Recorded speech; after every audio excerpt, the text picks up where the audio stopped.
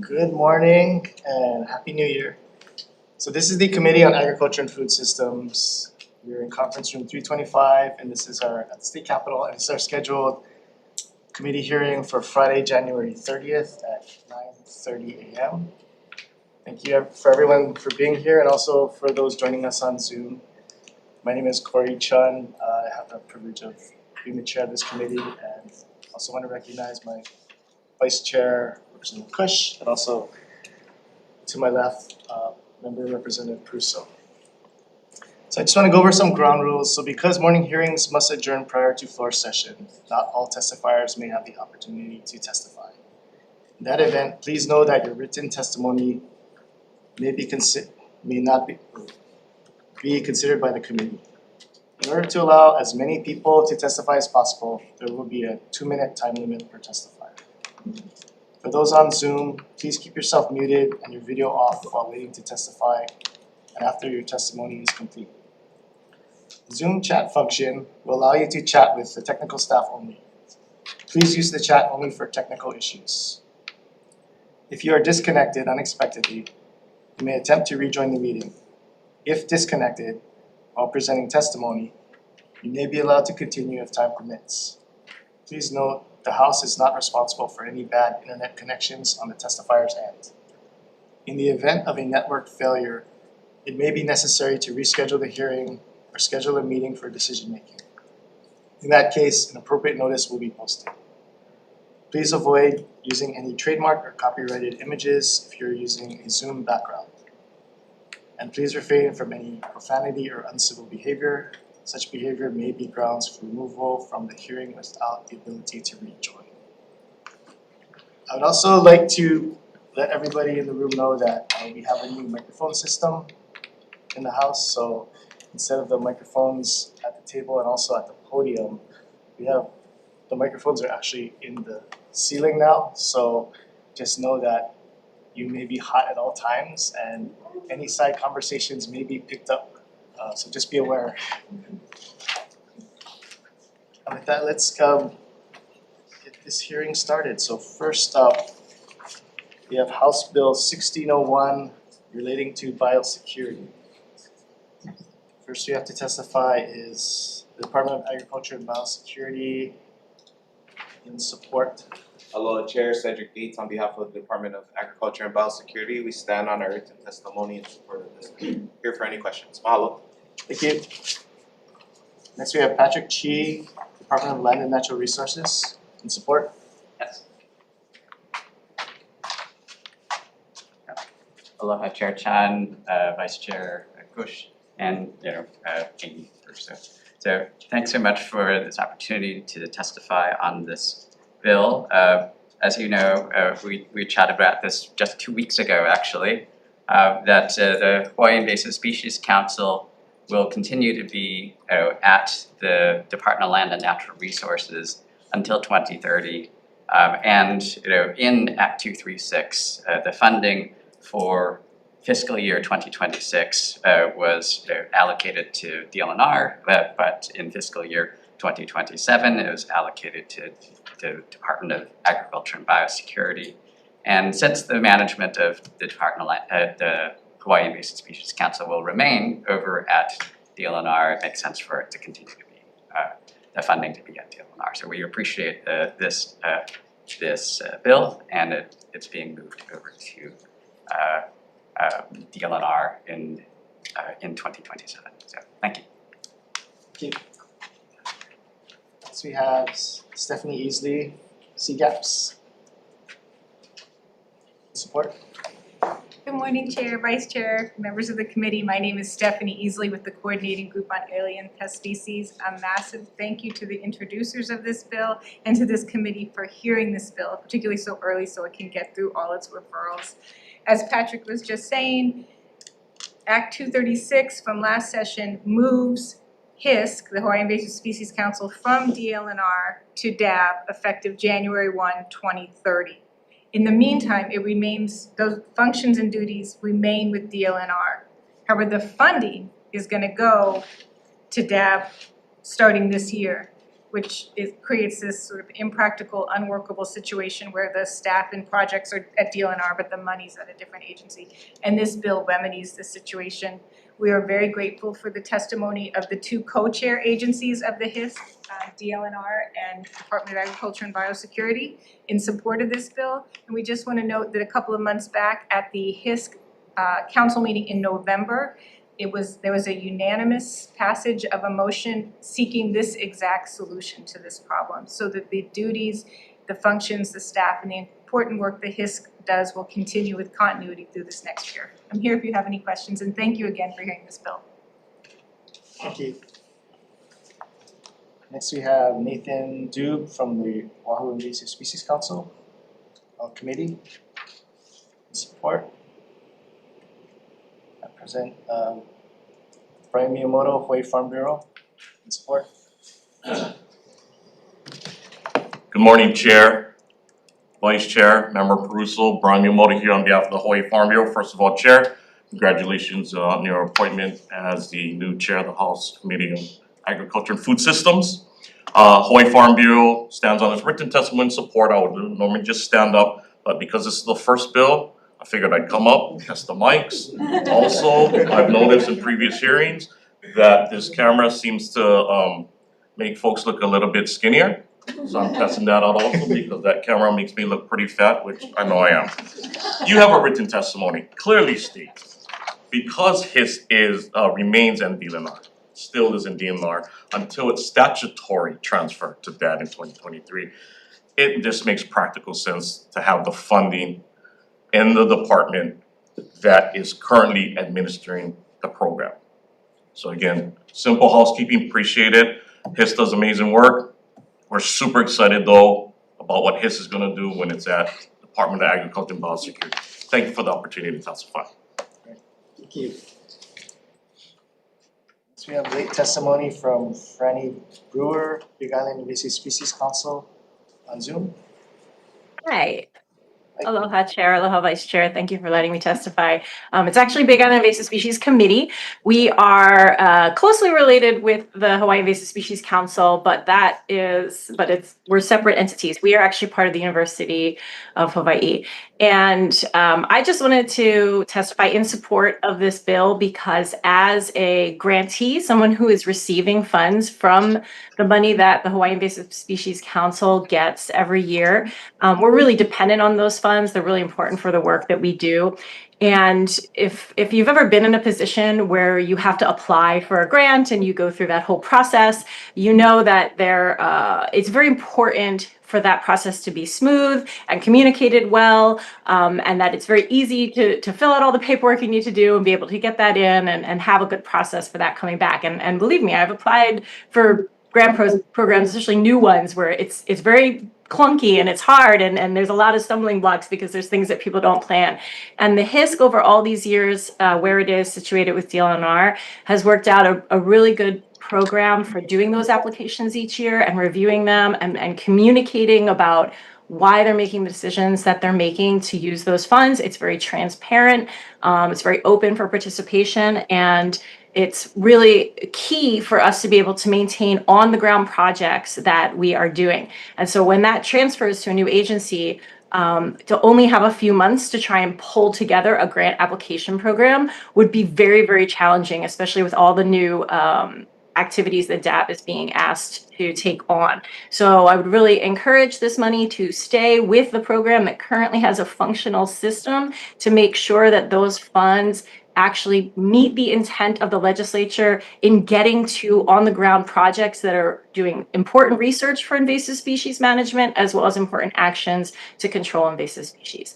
Thank you very much for this opportunity. Thank you. We also have late testimony from Crystal Chavez on Zoom. Aloha. Hello.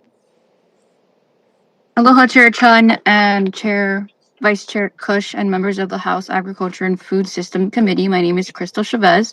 I am a resident of Kona, District 8, and I am testifying in strong support of Bill HB 1601. Invasive species not only threaten our critically endangered endemic species, but also our ecosystem, culture, and way of life. As a fourth generation Hawaii resident, I feel a deep responsibility to advocate and speak up when resources are being mismanaged or underutilized. Unless Department of Agriculture and Biosecurity is able to ensure that they can provide adequate services and allocate funding to be used in a timely and effective manner to combat the ever-present threat that invasive species pose to Hawaii, her aina, and her people, the funding should stay or go back to DLNR. I urge you to vote in the best interest of protecting Hawaii and perpetuating Aloha Aina. Mahalo for your time and the opportunity to testify. Thank you. Thank you. Okay, that's all the folks that I have registered to testify in person or on Zoom. Is there anybody else that wishes to testify on this measure or on Zoom? Seeing none. Members, any questions? Seeing none, let's move on to the next measure. Next up, we have House Bill 1828 relating to agricultural lands. First you have to testify is Department of Taxation. Comments? Thank you. Next we have Mary Alice Evans. Oh, come on, she has comments. Wait, Department of Agriculture and Biosecurity.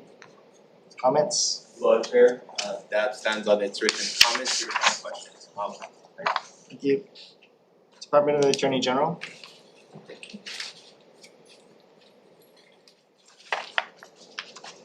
Good morning, Chair and members of the committee. I am Mary Okota, and this is Miranda Steed from the Attorney General's office. Our office submitted written testimony providing technical comments and recommendations regarding provisions of the bill relating to income verification through tax returns. We are available for questions if any. Thank you. Thank you. Next we have Brian Miyamoto, Hawaii Farm Bureau. Aloha Chair, Vice Chair, Representative Caruso, Brian Miyamoto here on behalf of the Hawaii Farm Bureau. You have a written testimony supporting the intent. We absolutely support the legislature's efforts to kind of crack down on misuse on agricultural lands, especially as it relates to dwellings and gentleman farms. We have long supported farm dwellings for our farmers and ranchers as a necessary component to their operations. They can provide labor availability, some security, you know what's going on with ag crimes, animal care, and just day-to-day farm management. At the same time, we are concerned about gentleman farms and misuses that are popping up all over the place. However, we do support reasonable standards that distinguish farming from residential use, but mindful that some of these thresholds that are proposed in this bill, I think we should consider amending. First of all, the bill requires that to have a farm dwelling, agriculture activity must be conducted on 51% of the entire lot. On the surface, it looks fine, only 51%. However, some farm lots, maybe they don't have that 51% as farmable land. Gullies, ditches, streams, other things, roads, all could be part of that parcel. So instead of 51% of the of the entire lot, the farmable land, the land that is available for production. So I think that's a simple amendment and it's practical. Secondly, there is an income threshold they heard the Attorney General talk about. And again, may sound reasonable, $30,000 may sound reasonable. However, income can fluctuate. We've got farmers here that can tell you natural disasters, pests, theft, different things can impact your annual income. And you may not be able to meet that threshold. However, you're a bona fide farmer. You should have that dwelling. So we do encourage the committee to take a look at some of these thresholds and maybe amend it so that they're more practical. And I think others have testified along those lines. And then finally, we're concerned about the enforcement piece. Who enforces it? Is it DAB? Is it the county? Because a lot of this is zoning. It's county function. Is there going to be some overlap and interaction and coordination? So again, we love the intent of the bill. We want to protect our ag lands. Ag policy should be for bona fide farmers and ranchers. Ag land's primary purpose should be agriculture production. Everything else, including dwellings and housings, is secondary, accessory to the primary production of ag. So again, thank you, we support the intent, but we think the bill should be amended. Appreciate the time. Next we have Hunter Hevlin, Hawaii Farmers Union. It's strange not having a microphone. Morning, Chair, Vice Chair, Committee Member Hunter Heavlin here on behalf of Hawaii Farmers Union. We sent out our written testimony, again, it's in support of the intent of this measure. It has long been an issue. I was actually party to a study that the City and County's Department of Planning and Permitting commissioned about 10 years ago, looking into trying to how to address this at the county level. And part of what we stumbled over was some of these same issues, right? That the income threshold, particularly if you have fluctuating income, does that mean then that your roof is threatened? Not just by your ability to pay your mortgage, but by the state itself. From a percentage standpoint, it gets into questions about the extent to which having another, job that is successful then disqualifies you from, being able to live in your home. Some of the mechanisms that were proffered in that study for DPP looked at having focused zoning overlays for particular areas that we wanted to ensure had meaningful agricultural production. Zoning at the county level continues to vary based off of which county you're in terms of minimum lot sizes, and as Brian highlighted, the quality of agricultural lands that may or may not be included in that. Furthermore, the overlap between the state agricultural land use district and county zoning is not perfect either. So aligning all of these spatial and regulatory overlays continues to be something that the state needs to pursue if we would like to ensure that there is meaningful productive activity centered on our agricultural lands. However, what this proposes, I don't feel is a effective solution to address that mire of regulatory tangle. One approach that has been explored in other jurisdictions has been having farm registration programs if you are to receive various benefits from the state. On the Senate side earlier this week, there was a hearing about defining bona fide farmers. And again, this seems like a mechanism where having a registration process, not forcing you to register with the state, but to say if you would like the benefits that the state provides to agricultural producers in the form, I say state and including counties, right, in the form of, say, agricultural dedications, of other forms of subsidy, participation in processing and procurement mechanisms, that I believe would be a mechanism of making legitimate farming operations visible and legible to the administration functions of the state without incurring maybe some of the concerns that have been brought up by prior testimony. Furthermore, just to add, the state, I believe, has an onus to support Native Hawaiian subsistence activities that are not, that are more focused on biocultural perpetuation and environmental management over a commercial activity. And the extent to which the regulatory system is able to reflect the nuances is certainly not reflected in this measure. So while we support the intent of good agricultural land management, we do feel that there are some major issues that need to be addressed. Happy to answer any questions. Thank you. Next we have Robert Bentz on Zoom. Aloha, Chair, Vice Chair, Representative Peruso. Robert Bentz, 8th generation farmer rancher Kula.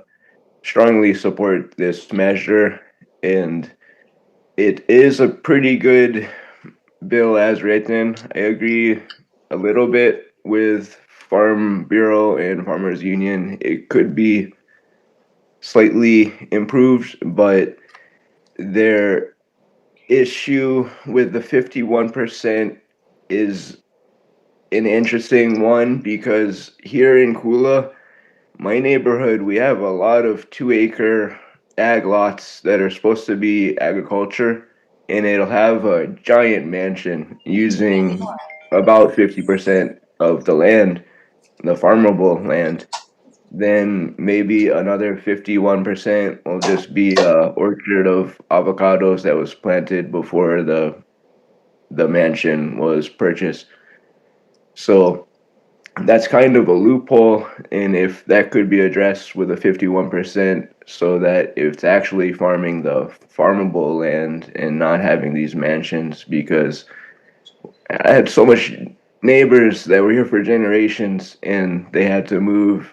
I have neighbors that have multi-million-dollar mansions.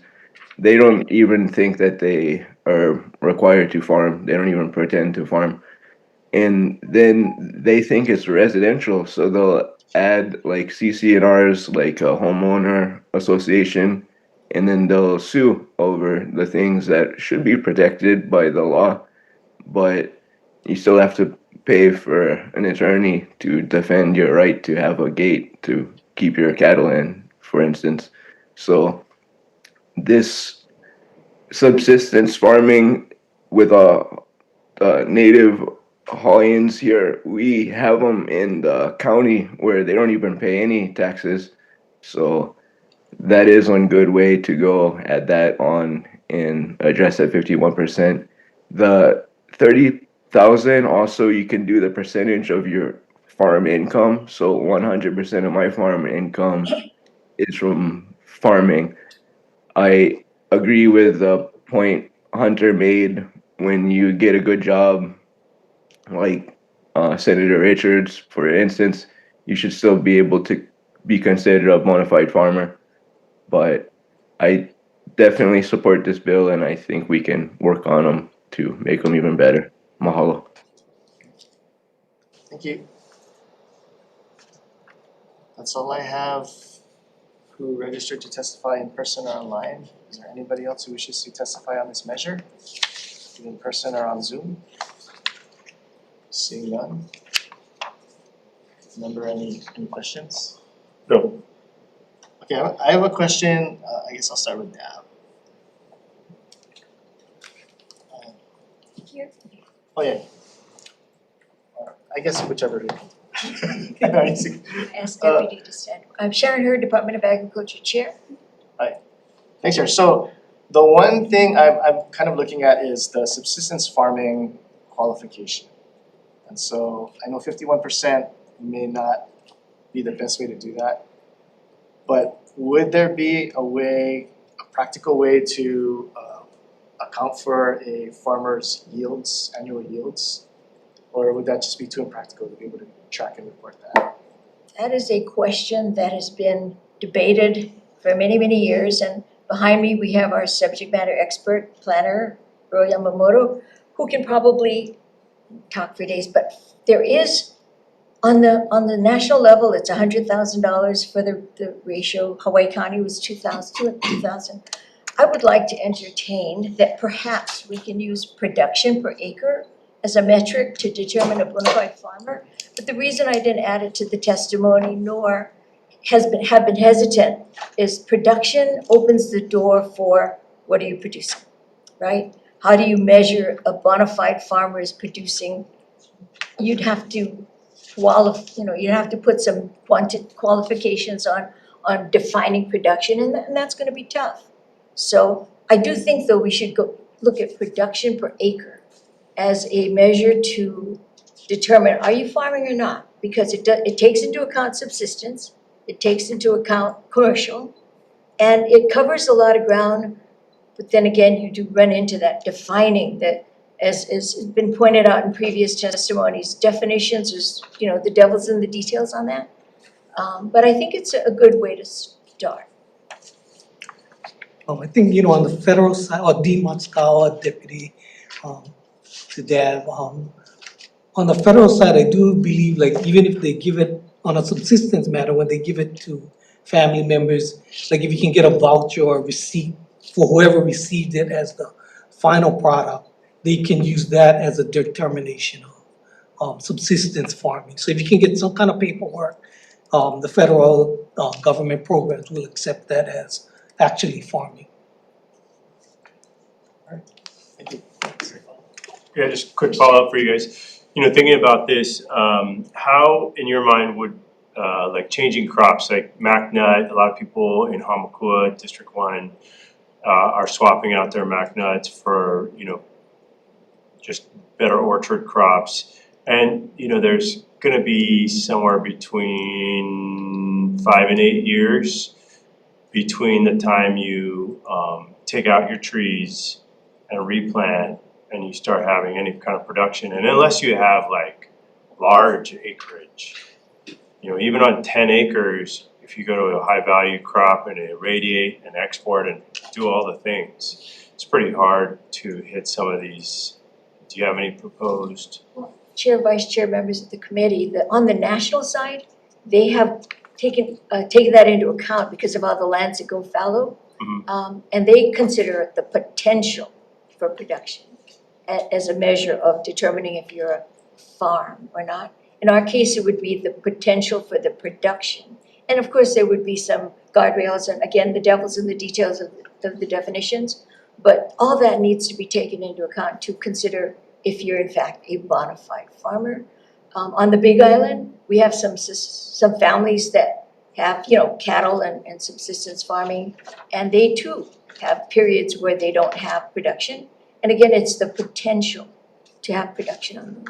Okay, and do you feel like you guys would, follow-up question, I'm sorry, Chair. Go ahead. Do you feel like you folks have the staffing to check this out statewide?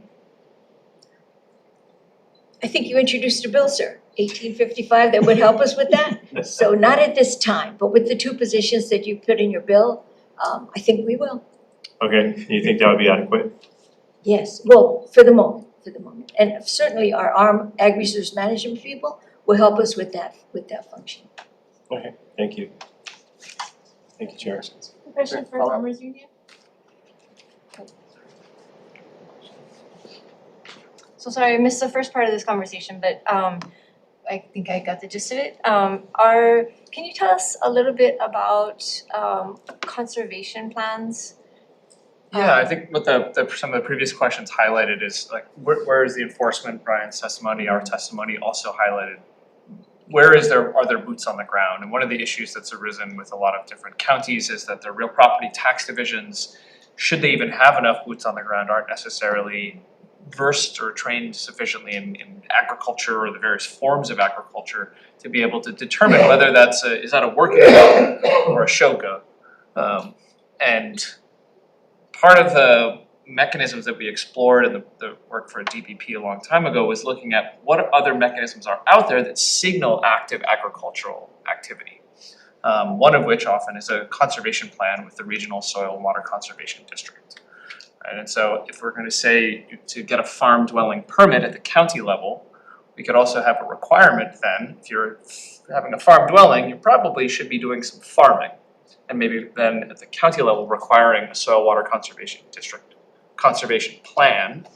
Those conservation districts have at least a body of people involved in natural resource management and agricultural production situated within that community, as opposed to a handful of inspectors which have no shortage of other things that are on their lists, and provides a little bit of an oversight to have clarity that there is some meaningful production, and the conservation planning process also already affords in most counties some benefits from grading, grubbing, permit Okay, so the reason exemptions. I ask is, I have constituents in my community who do use that planning mechanism.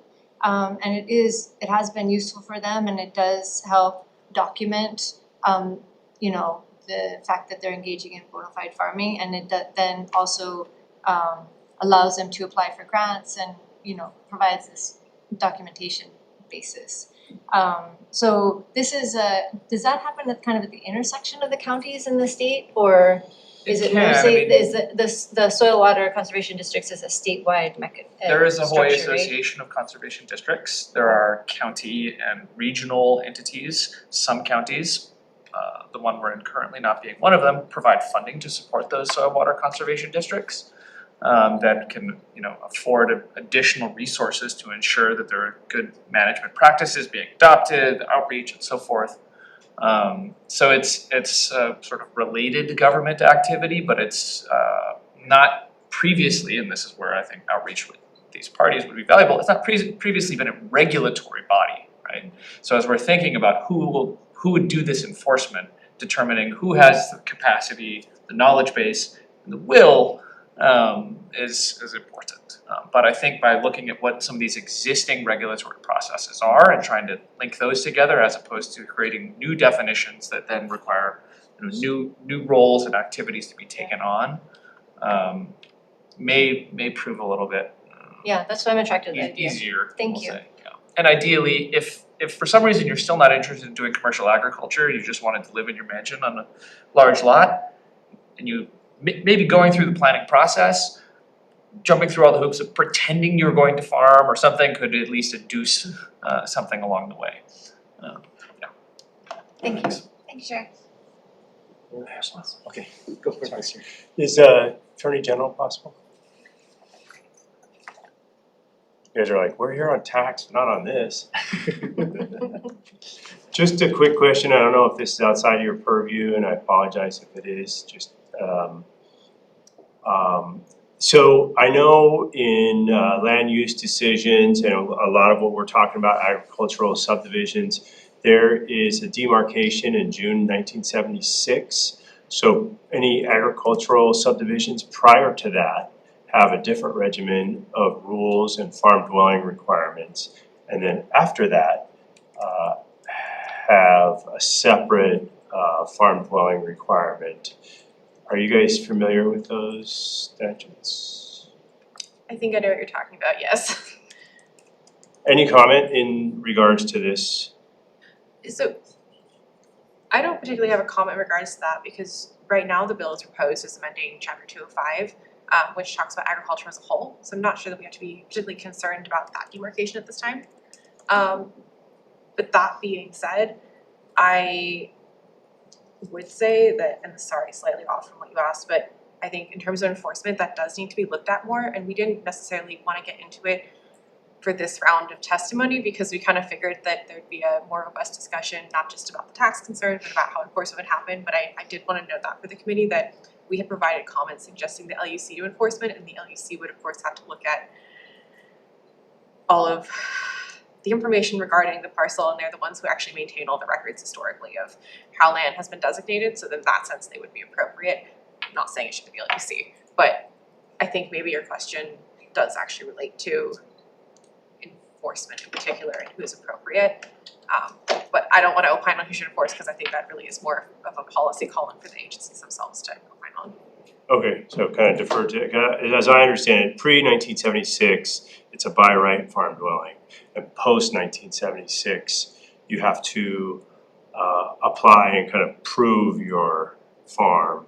Right. Or and different counties have different thresholds for whether you can build a farm dwelling or not.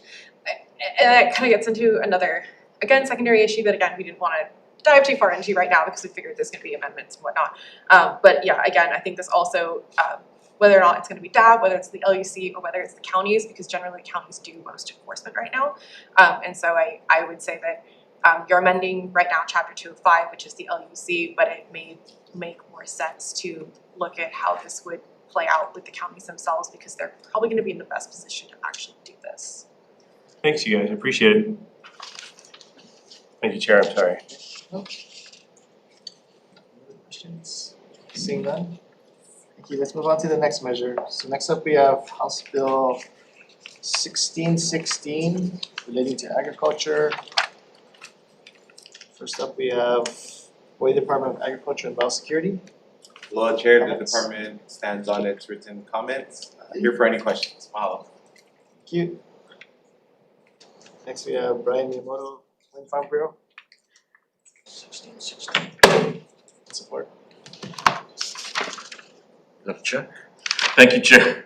Hawaii Farm Bureau stands on its written intent, actually, we support the intent. And if I can explain our intent versus straight support, again, Brian Miyamoto here on behalf of the Hawaii Farm Bureau. First of all, we believe that this legislation is just targeted for the county of Hawaii based on the population threshold. We think it does support greater flexibility in agricultural parks to support farming and ag viability. Again, we understand this is just chapter 166 relating to DAB's ag parks. Addresses some practical challenges that ag parks have faced over time by clarifying that limited ag-based process and marketing value-added uses can be approved when needed rather than being locked in at the initial park development stage, and I think that could probably clarify whether or not that's the case, but that's our read of the law and what we think the bill is trying to address. And again, agriculture evolves over time. Farmers may want to do different things, and we like that flexibility, but we also want oversight and rules that has for the ag park lessees. It also includes a narrow authorization for swine production on specific ag parks. Again, we support increase in hog production. We need it for our goals of doubling food production, farm to school, farm to food bank, our regional kitchens.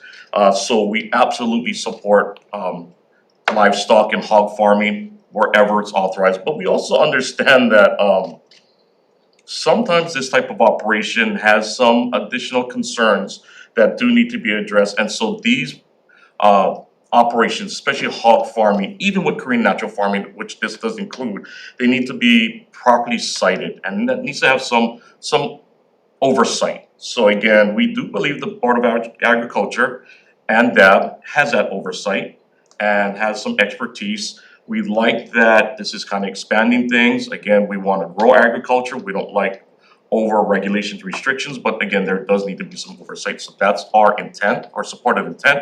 Other than that, we support the flexibility. We want to grow ag. Thank you for the opportunity to testify. Thank you. That's all I have who registered to testify in person or on Zoom. Is there anyone else wishing to testify on this measure? In person or on Zoom? Seeing none, members, any questions? Nope, okay. Let's move on to the next measure. Next we have House Bill 1603 relating to agricultural park leases. First up, we have Department of Ag and Biosecurity. Thank you, Chair. The department stands on its written comments. Here for any questions. Mahalo. Thank you. We have Haley McKinnon, Iki Acres LLC. Aloha, Chair Chan, Vice Chair Kush, and Member Caruso. My name is Haley McKinnon with Ahiki Acres, and I'm in strong support of House Bill 1603. I stand on my written testimony and want to underscore that farmers on Oahu face intense land pressure. And without equitable lease extension opportunities, we risk losing productive farms that are already feeding our communities. This bill gives farmers like us the security to keep investing in the land and feeding our community long term. Mahalo for the time. So we have Brian Miyamoto, Hawaii Farm Bureau. Thank you, Chair, Vice Chair, member of the committee. Brian Miyamoto here on behalf of the Hawaii Farm Bureau. You have a written testimony. We are in strong support. This, in fact, is the Farm Bureau's #1 priority. This just builds upon Act 213 from 2023. The legislature did amend the law and allow the Department of Agriculture to extend leases for all counties except Oahu. So this is an equity bill. Without the assurance of long-term leases, farmers will not invest in their operations. We understand that there are folks on the wait list. We absolutely support new farmers coming on, especially our ag park leases. Long-term, affordable leases, great lease terms, access to affordable water, all these things, all the infrastructure that the Department of Agriculture, Biosecurity brings, who wouldn't want those types of leases? However, instead of focusing just on our new farmers, we need to invest in those farmers that are already there, that have track records, that are producing the food, the feed, the fiber, the fuel, and the floriculture that we all want here in the state of Hawaii. Why are we considering basically kicking them out at the end of their lease term and bringing somebody in who may or may not succeed, may or may not be producing what we want to produce? We have these lessees who are there, who are actually doing, I believe, what we want them to do. If they weren't, I think that would kick them out already. I wouldn't consider their lease extensions. The bill and the law says the department may extend, not shall. They have the option, and again, if it's a good farmer, good rancher, by all means, extend that lease. So again, we understand there are folks on the wait list. We understand some of the department's concerns, but let's take care of those farmers who are currently farming, like Haley. Give them the opportunity, give them insurance, give them a future, right? And if they're not doing what we as a state would like them to do, if they're not in compliance with Department of Ag's lease terms, absolutely do not renew them, put that lease back out. But again, let's take care of the farmers who are currently farming, doing what we want them to do. Let's look for new agricultural park lands, like the Kunia Agricultural Park. Let's develop that. Let's fund the department's $18 million request and open up new parcels for these new farmers. Let's look at other private lands that maybe are gonna be developed into gentleman farms. See if there are opportunities to buy that land, to have the state own that land. and develop more ag parks. Why don't we do that instead of kicking out the farmers who are really farming, the bona fide farmers? I think there are other options versus not allowing equity on Oahu. And also, one humble request, Chair, we do request an amendment that the threshold go from 25 acres to 35 acres. We think it'll capture a lot more of these farmers and ranchers whose leases are expiring, who would like to continue to farm and would like to be eligible for this lease extension. Thank you for the opportunity to testify. Thank you. So we have Amanda Shaw, Agriculture Stewardship Hawaii on Zoom. Aloha, Chair Chan, Vice Chair Kush, and Member Peruso. Thank you for the opportunity to testify. I hope the bandwidth is good enough coming live to you from a farm in Haleiwa. Thank you for the opportunity. We stand on our written testimony in support of this measure, but just wanted to underscore some of the points that we think this bill raises, which is that we need to revisit generally how we understand our public agricultural parks and the important role that they play in boosting our production. They're a critical part of the picture. They're so critical, in fact, because we have such high land prices. We have so many pressures for development on our agricultural lands. And so we definitely want to see that role expanded, see it improve, to revisit some of the ways in which those lands get allocated.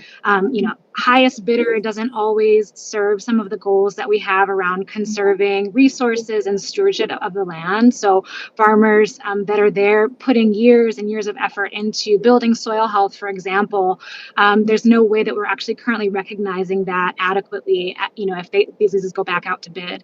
So just want to share that piece and really appreciate the testimony already provided and your consideration of this measure. Mahalo. Thank you. Next we have Hunter Hevlin, Hawaii Farmers Union. Thank you, Chair, Vice Chair, Committee Member Hunter Hevlin on behalf of Hawaii Farmers Union. We submitted testimony in support of this measure, but did want to articulate some of the concerns that we view as being related to this bill and the bills from previous years. While it is certainly important to support farmers having the ability to invest long-term in the quality of their land and the parcels that they're managing, this is to some degree fundamentally a conservative proposal in that it is about maintaining the status quo and constraining the volume of beneficiaries from state programs to the form of ag parks. Similar to the issues that we see in say, the pursuit of addressing affordable housing. These issues tend to have a very concerted base of existing beneficiaries who may support the current, single-family home zoning, and a very diffuse base of potential beneficiaries who would benefit from, say, an affordable housing development. And what we see in these, the testimony and the producers that we also work with is that there is a very clear base of existing beneficiaries and a very diffuse base of potential beneficiaries. As many of the previous testifiers highlighted, right, the agricultural park system is critical and is important.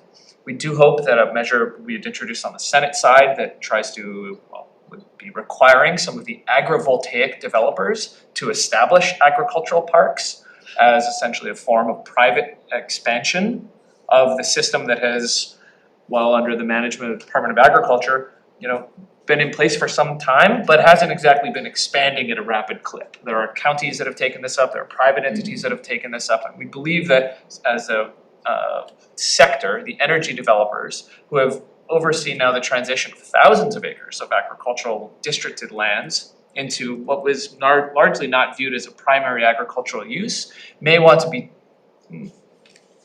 induced to support the development of agricultural parks, particularly because we know there is a standing backlog. So while we support this measure and the capacity for these existing beneficiaries to have the opportunity to pursue a lease extension, we do highlight that there are concerns with continuing to constrain who is actually going to benefit from the various programs the state provides. Thank you for the opportunity to testify. Thank you. That's all I have registered to testify on this measure in person or on Zoom. Is there anyone else who wishes to testify on this measure? In person or on Zoom? Seeing none, members, any questions? I have a question for Haley. Thank you for joining us today. So I just wanted to talk a little bit more about your operation to better understand the lease terms that you operate under. And wondering about the public purpose that the lease serves. Is there any language in that current lease that requires you folks to engage in any farm to state or farm to school procurement processes? No. Okay, and is there any kind of language asking you to produce, limiting the amount of food that you're producing for export, so as to focus your production on local consumption? I'm not 100% sure, but I don't think that's in the lease terms. Is there, if there were, for example, long-term contracts, like futures contracts that the Department of Education or Department of Health for the hospitals or, DCR were able to produce, is that something that you and your partner would be interested in engaging in? Is that something that you have talked about at all? At our scale right now, I'm not sure that is the market that we would be serving. Mhm. Right now, we're focused mostly on direct to consumer.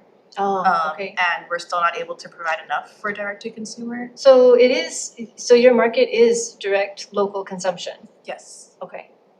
But that's not required in your lease at all? No. I feel like you should be getting additional benefits for that. But okay, thank you. Thank you, Chair. Not at this time, thank you. Okay. I have a question for Farm Bureau. Yes, you. So in your testimony, you proposed to expand it to 35 acres.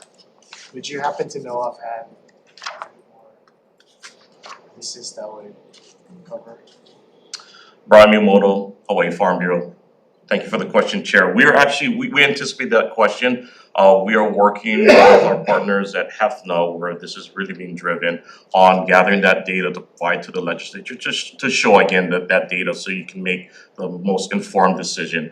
I believe the HEFNA has actually asked for 60 acres as the threshold, because I think especially on Hawaii Island in that Hilo area, maybe Panama area, we're trying to capture more of those family farms that are there. So again, we will provide that data. I had asked for it yesterday. They're still working on getting that data.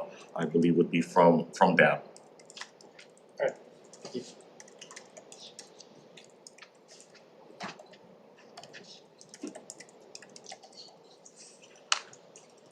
Okay, so let's move on to the next measure. So next up, we have House Bill 1606 relating to agriculture. First up, we have Department of Agriculture and Biosecurity.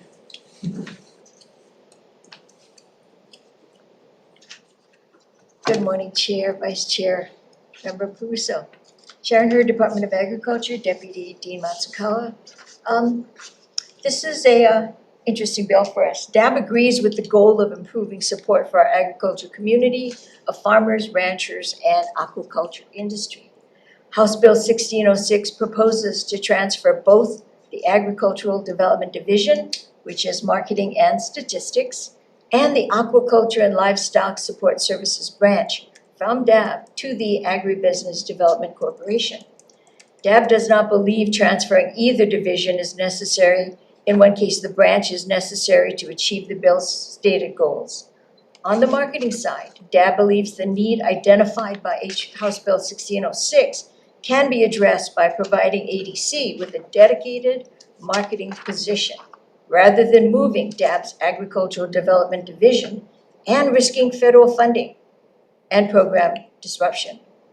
On the aquaculture side, DAB believes it has already taken meaningful steps to streamline and expedite the aquaculture process within DAB. House Bill 1832 was developed over the interim indirect coordination with legislators and the aquaculture industry to address those concerns. House Bill 1832 improves coordination and speeds processing through DAB without dismantling existing structures. or creating federal and operational risks. Good time to mention House Bill 2155, which Vice Chair Kush has introduced, which strengthens our statistics branch.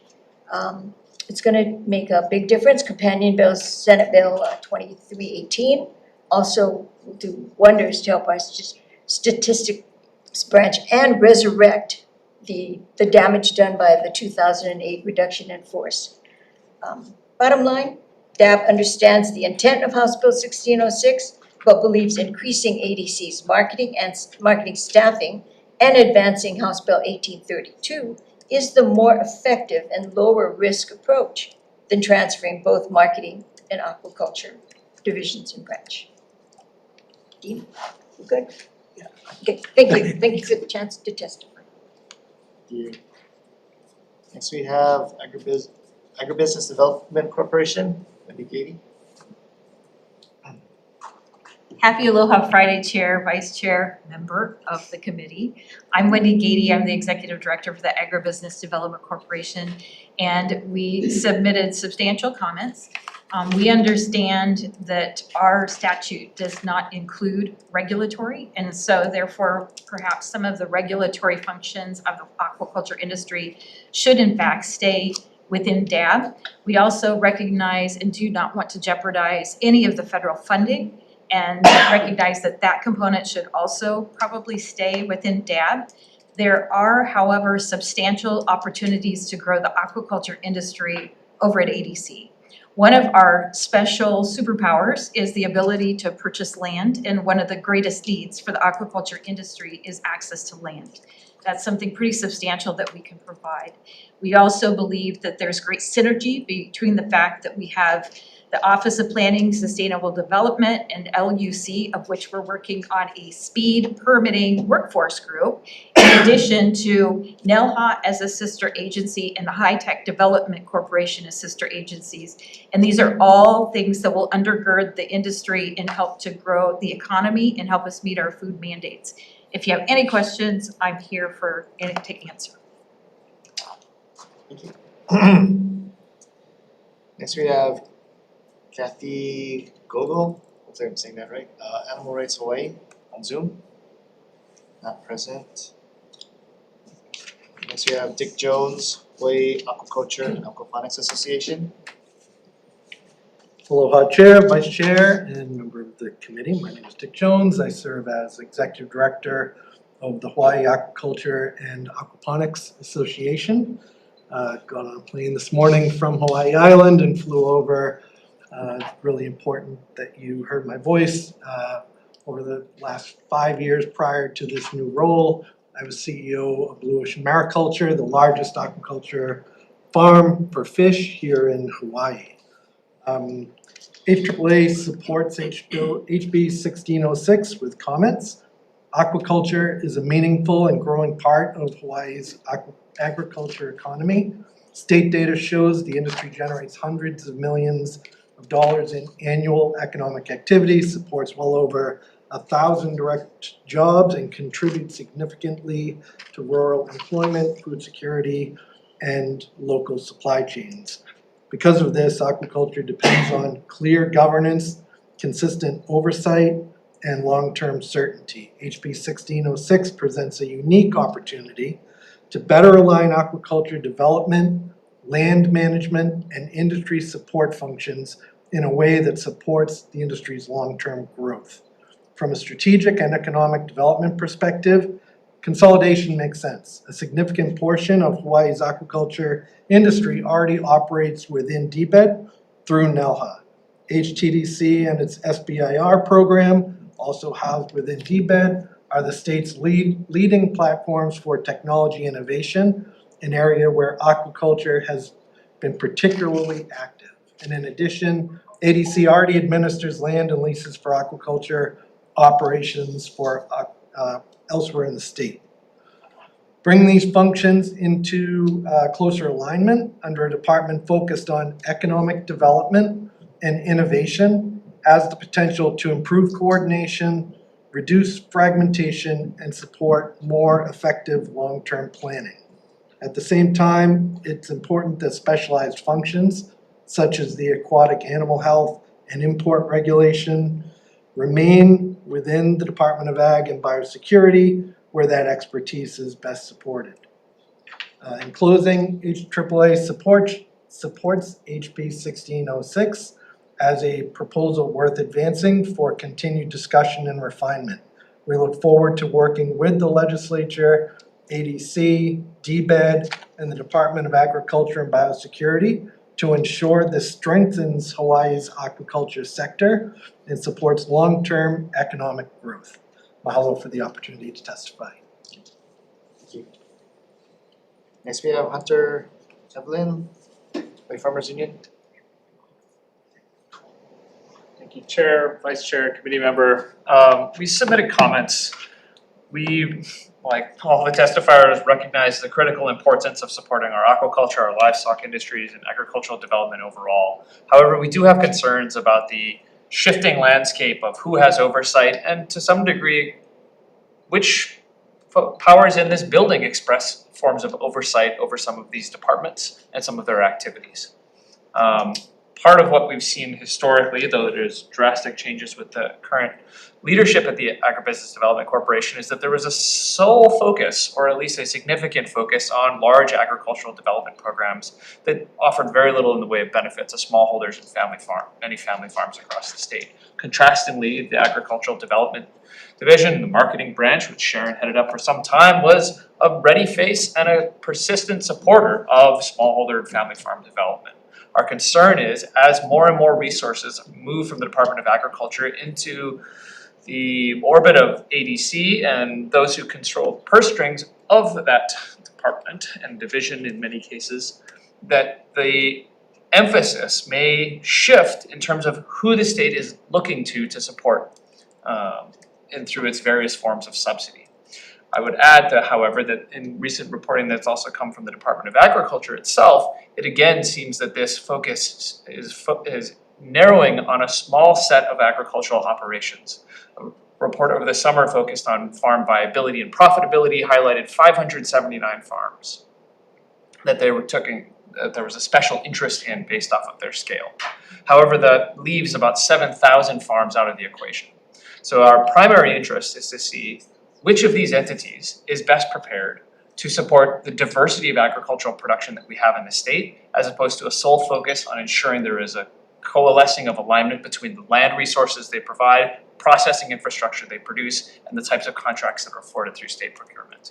Our hope is that we would be supporting diverse economic development as opposed to a singular focus on productivity, scale, as the mechanism to ensure that we are making progress towards our goals. So with that, we offer our comments and our concerns. Thank you. Thank you. That's all I have who registered to testify either in person or online. Is there anyone else who wishes to testify in this measure? Oh.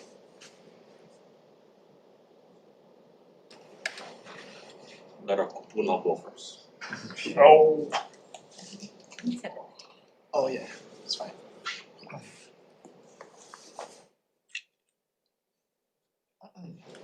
Hi Chair, Vice Chair, and Representative Pruso. My name is Dino Kimuro. I was former president of Farm Bureau for 12 years. I am current chair of the Hawaii Ag Foundation, and I am part owner of Nalo Farms, which was mine for 40 years. And we have just reopened in Kunia, and we are producing now. We went into aquaponics, and right now, currently, this week we gave 2,500 pounds of lettuce to the DOE for the school program, and we intend to be producing 2.5 million pounds a year for the DOE in lettuce. And also, we have a project that we're developing to grow tilapia, turn them into fish sticks. And our main customer is going to be DOE again. We've tested it at the DOE, 89% acceptance rate, which was higher than beef, believe it or not. So, you know, part of the thing with aquaculture for us is we're trying to lower the price of food across the board. We grow organically, but we are not organically certified because we do not want to have our product on the shelf in the organic section because it's a higher price. So our business model is aimed at bringing prices down to match mainland. So at the end of the day, what we're looking at is economic value in all of this, right? And so development of, for example, the feed for the fish is of keen interest to us, which ADC is already involved in. We've never had real interaction with the aquaculture department for our farm. We've done most of it on our own. I've only been with the operation. We changed the name 2.5 years ago to Noddle Farms. It used to be Kunia Country Farms. So, that's been my interaction, but, if we can get feed projects that can, produce the feed for the fish and stuff and lower our costs, then we can always, be able to deliver economic value to the schools and to our kids going forward. We also do sell to the general public, but everything stays here. Everything is local. So in all of this, I do think that ADC might have more resources or the ability to, since they've already got their foot on the ground with the feed projects and stuff like that, to help the aquaculture industry in developing these types of things and going forward. Thank you. Thank you.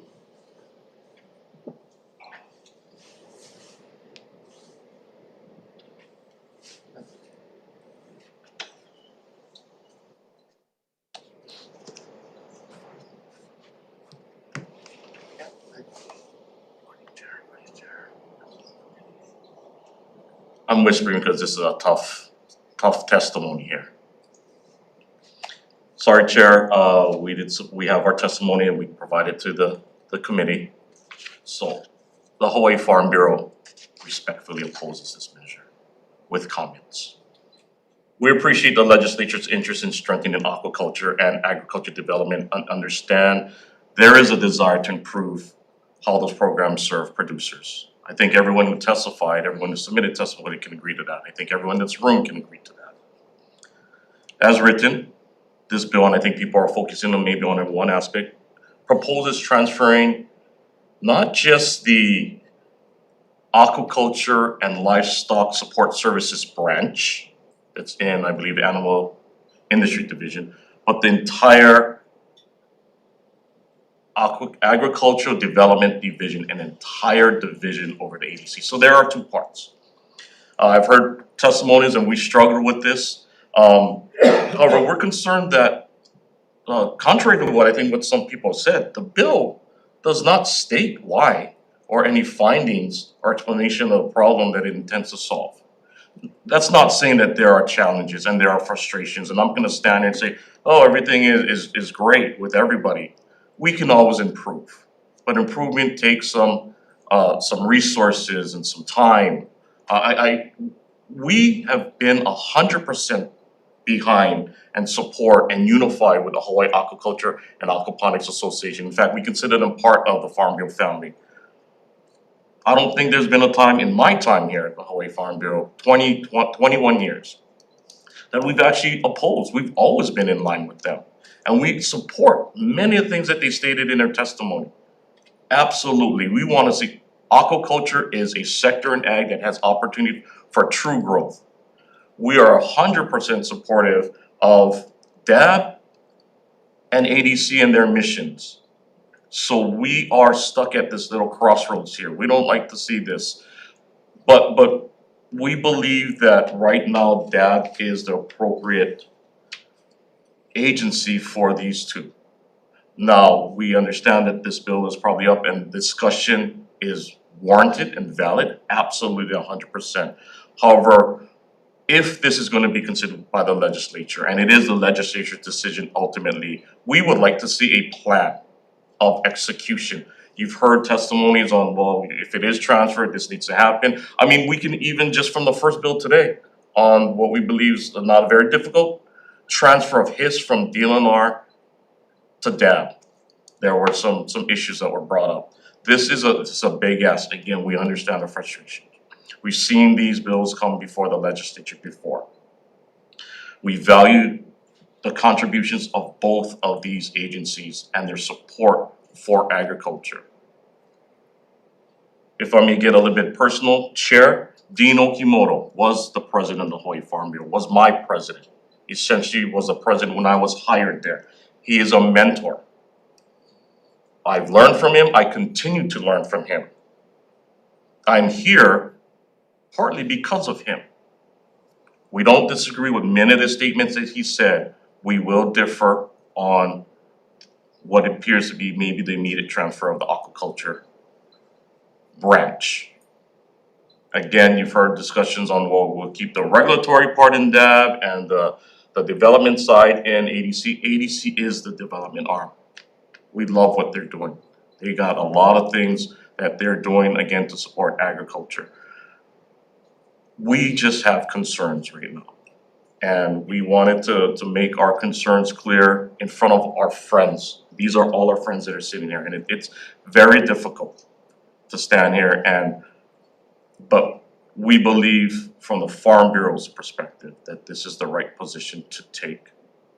And we do humbly and respectfully oppose this measure. Thank you for the opportunity to provide testimony.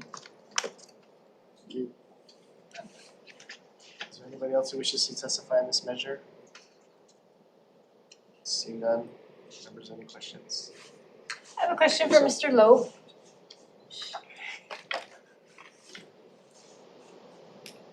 And if you could explain to those present your role in this. Thanks, Rep. Russo. My name is Todd Lowe. I'm the manager of the Aquaculture Development Program, which has two names. One of it is that, and the other one is the Aquaculture and Livestock Support Services branch. Currently, we are in the Animal Industries Division of DAB. So our role has been, and we've been around for a little while, our role has been to develop commercial aquaculture for the state and in different, more in business facilitation.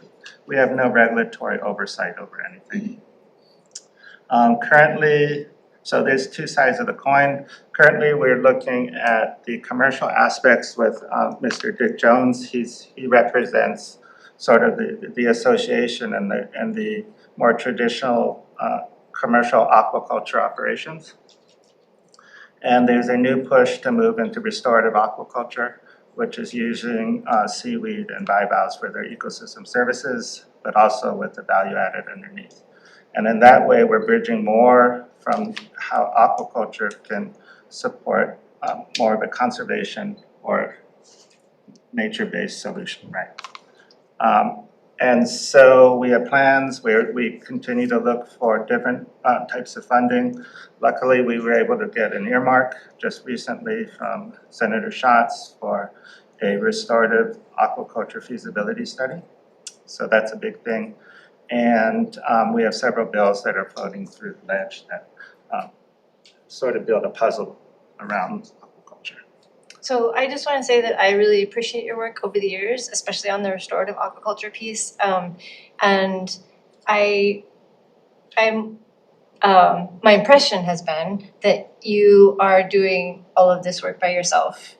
And I don't know if that's accurate. It seems like you're don't have a lot of resources, don't have a lot of support. And I'm wondering if the work that you're doing could be kind of magnified and elevated, grown to an extent that would help speak to what some of the testifiers are talking to, the needs, if you had more resources, more support, more staff?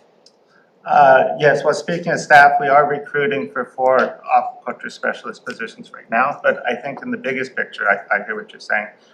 As part of the administration and the departments, we're always looking for more resources. This is kind of a tough question. I think, Right, sorry. yeah, we look for wherever we can get the most support and resources to move our mission forward. Thank you. Thank you, Chair.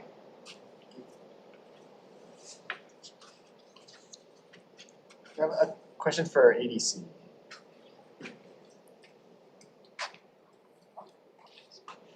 And I don't know, maybe this question is for Dab. So one of the things that got brought up in testimony is just the federal loan support that Dab receives. Theoretically, if certain things would transfer, would ADC be eligible for those same grants? I truly feel like this is their question, not my question. Chair. Some of that,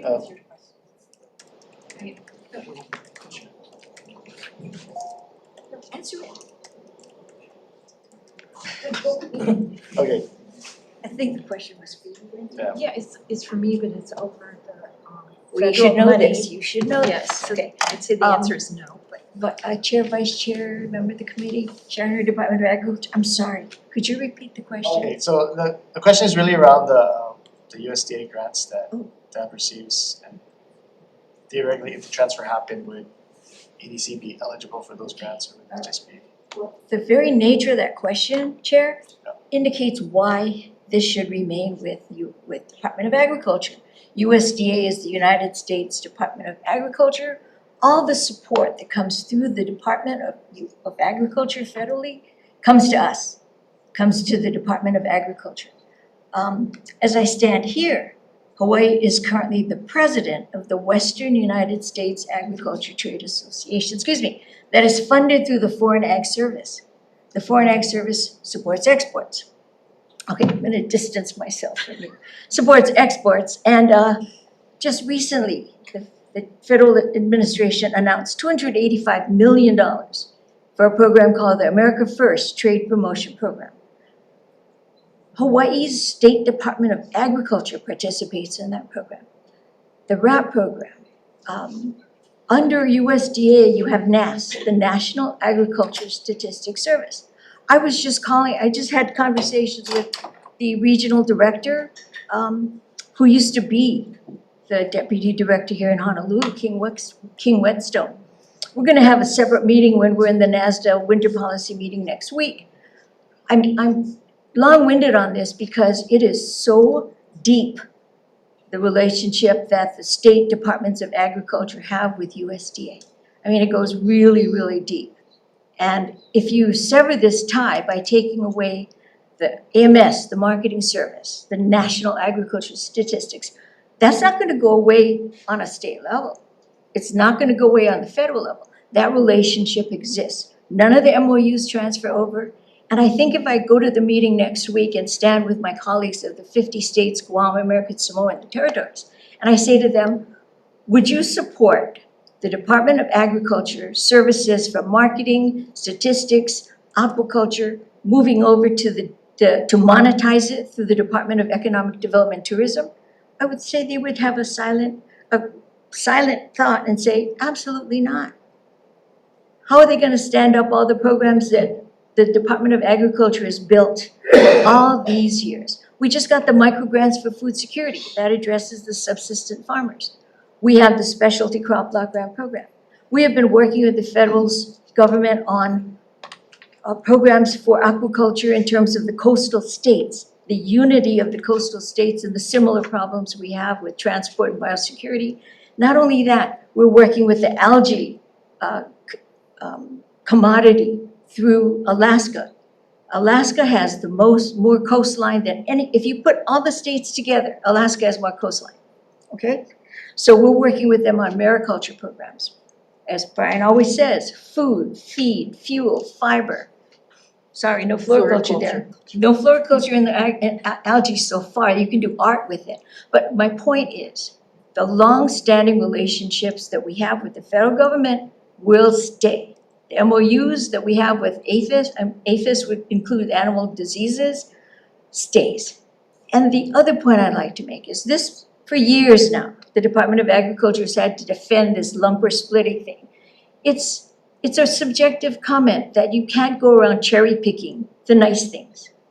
You know, leave the regulatory with the department, leave the enforcement with the department, but we do want that piece. I can do the same thing. I can stand here and say, you know what? I think we can do a better job with the tourism piece that has to do with the health and welfare of animals. I want that piece. I want to develop the North Shore as a hospice for animals that are about, you know, at the end of their life. I mean, we don't do that. We work together.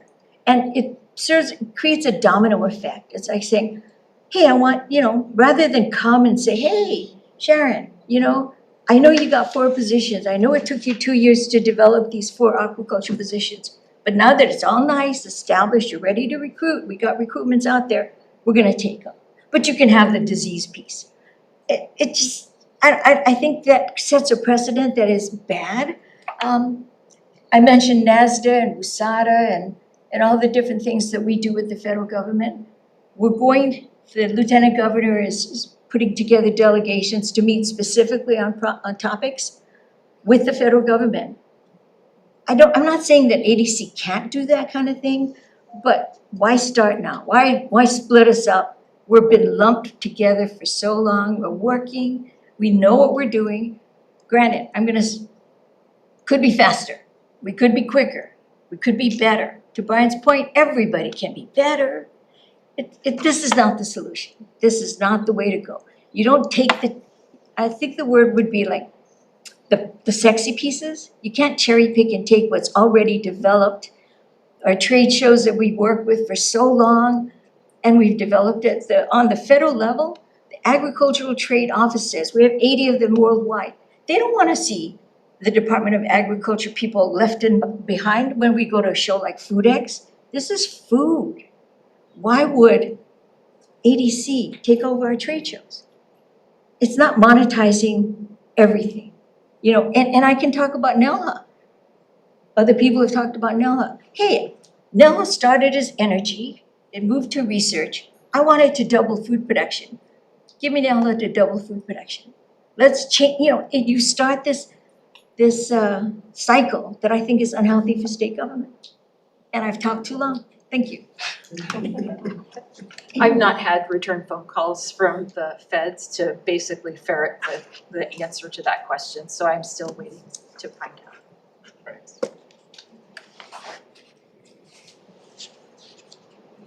Any questions, members? No, Okay. right, that covered the 360. Okay. All right, let's move on, members. And thank you for Majority Leader for gracing us with your presence. It's always a pleasure. I have to leave in 8 minutes, but I'll be back after that. Okay, let's move on to the next measure. Next up, we have House Bill 1604 relating to agricultural workforce housing. First up, we have Department of Agriculture and Biosecurity.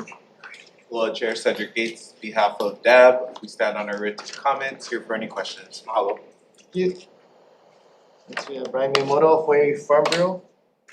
Thank you, Chair. The Hawaii Farm Bureau will stand on its written testimony in support. Okay, thank you. Next, we have Hunter Heavlin, Hawaii Farmers Union. Thank you, Chair. Hawaii Farmers Union stands on our written testimony in strong support. Great, thank you. That's all I have. We registered to testify in person or on Zoom. Is there anyone in the audience wishing to testify in this measure? This is Amanda Shaw from Airport District of Hawaii. Oh my, yes, thank you so much. I just wanted to stand in strong support of this measure and just offer an option. Perhaps this is something the Act 239 State Election Systems Working Group could also take up as part of its plan. Thank you. Is there anybody else wishing to testify in this measure? Seeing none, members, any questions? Seeing none, let's move on to the next measure. Oh, last measure. All right, we're House Bill 1605 relating to human and community resilience. First up, we have Team Grewal, University of Hawaii. Thank you, Chair Chan, Vice Chair, and members of the committee. We stand with public comments. We are here for any questions. Thank you. So you have Brian Miyamoto, Hawaii Farm Bureau. Thank you, Chair. The Hawaii Farm Bureau will stand on its written testimony in support. Thank you. Next we have Hunter Hevelin, Hawaii Farmers Union. Chair, written testimony in support. Alright, thank you. That's all I have registered to testify in person or on Zoom. Is there anyone else who wishes to testify on this measure? Hello, Ananda Shah, Agriculture Station Hawaii. We also wish to share our strong support for this measure. Mahalo. Thank you. Anybody else wishing to testify in this measure? Seeing none, members, any questions? Team Grewal?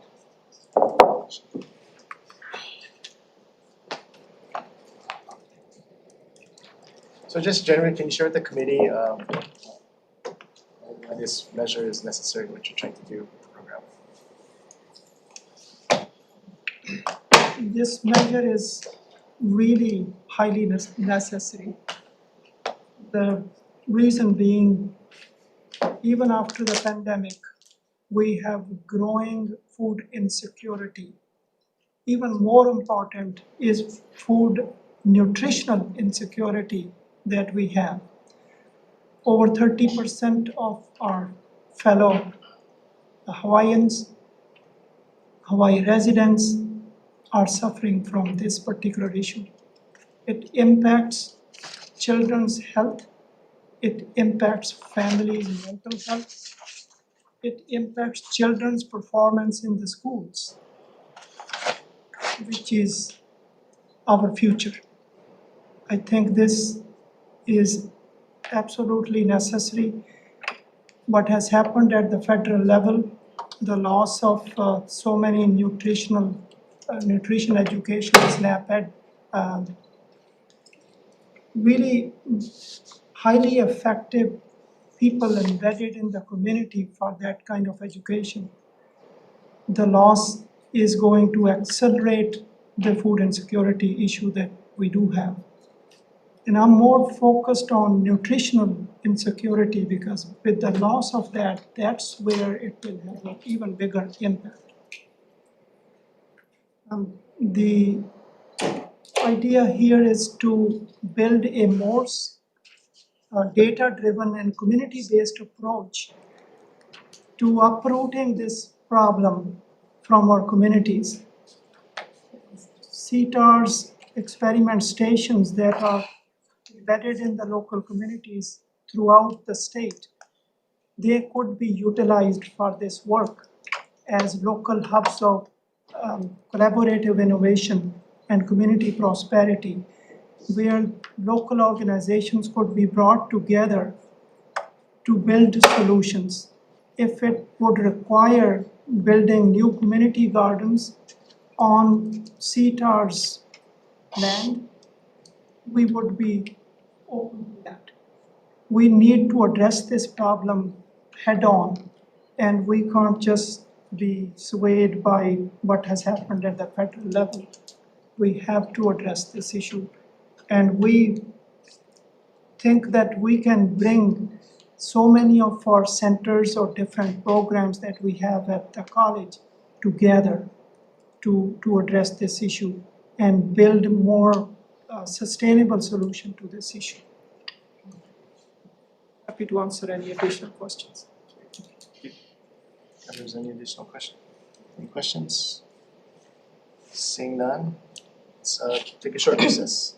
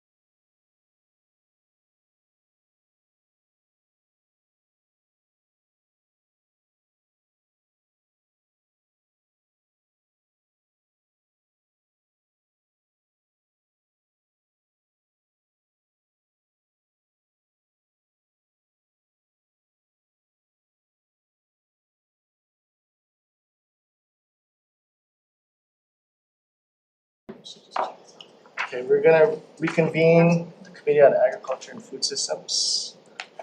We're going to decision making. Right, members, first up, we have House Bill 1601 relating to biosecurity. Recommendation of the chair is to pass out a House Draft 1. And just gonna change the effective date to July 1, 2000, just to continue further discussion on this measure. Any questions or concerns? Seeing none, Chair for the vote.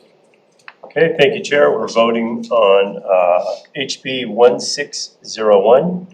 Chair's recommendation is to pass with amendments. Chair and Vice Chair voting aye. Representative Kahalo. Aye. Representative Lowen. Oh, there she is. Aye. Representative Peruso. Aye. Representative Quinlan. Aye. Representative Matsumoto. Aye. Chair, your motion passes. Thank you, members. Next bill we have is House Bill 1828 relating to agricultural lands. Members, and for everyone who testified, I really do appreciate the comments and suggestions on this measure. So what I want to do with this is defer until our February 4th agenda and see if I can work on trying to refine some of the language, if it's possible. I know this has been an issue that's been ongoing for over a decade, so I don't expect to solve it in a couple days, but if there's something we can get closer to, that's what I'm trying to do. So, next measure is House Bill 1616 relating to agriculture. Recommendation of the chair is to pass out a House Draft 1, and we're just going to change the effective date to July 1, 2000 to continue further discussion on the measure. Any questions or concerns? Seeing none, Vice Chair for the vote. Thank you, Chair. Voting on HB 1616. Chair's recommendation is to pass with amendments. Is there any no's? Any with reservations? Seeing none, Chair, your motion passes. Thank you very much. Next, we have House Bill 1603 relating to agricultural park leases.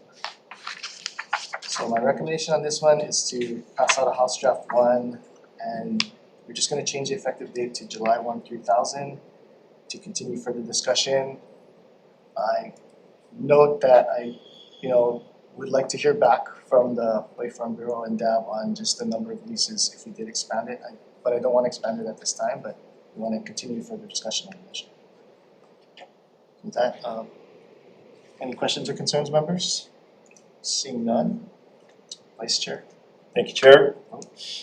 Voting on HB 1603. Chair's recommendation is to pass with amendments. Vice Chair, I'm sorry. Is there anybody voting no? With reservations? Seeing none, motion passes. Okay. Next bill we have is House Bill 1606. So I know this is a contentious issue and we've had a lot of discussion on it. So what I would like to do is I want to keep this moving. So I want to pass out a House Draft 1. I'm going to change the effective date to July 1, 2000 and have some technical amendments. And really, members, I want to keep this moving because I want to have the discussion continue. And I know there's issues within the industry. I'm new to the sector and I'm learning, and I want to try to see if we can come to some kind of solution on this matter. So that's really the reason why I want to keep this moving for the discussion. But if there's any questions, comments, or concerns? Oh, yeah, no. Reservations. Vice Chair for the vote. Okay, thank you. We are voting on HB 1606. Is that correct? Yep. Yeah, 1606, and Chair's recommendation is to pass with amendments. Noting Peruso, no, and Matsumoto's with reservations. Any others? No or reservations? Okay. Chair, your resolution passes. Thank you. Okay, next bill up is House Bill 1604 relating to agricultural workforce housing. The recommendation of the chair is to pass a House Draft 1. Just gonna change the effective date to July 1, 2000. Also blank out the appropriation amount, have that amount noted in the committee report, and technical amendments for clarity, consistency, and style. Any questions, comments, or concerns? Seeing none, Vice Chair for the vote. Thank you, Chair. This is for HB 1604. Chair's recommendation is to pass with amendments. Is there any reservations? Any no's? Chair, your recommendation passes. Good. And our last bill, House Bill 1605 relating to human and community resilience. Chair's recommendation is to pass a House Draft 1, and change the effective date to July 1, 2000, and technical amendments for clarity, consistency, and style. Any questions, comments, or concerns? Seeing none, Vice Chair for the vote. Thank you, Chair. We're voting on HB 1605. Chair's recommendation is to pass with amendments. Is there any nays or with reservations? Seeing none, recommendation passes. Right. Thank you, members. We are adjourned.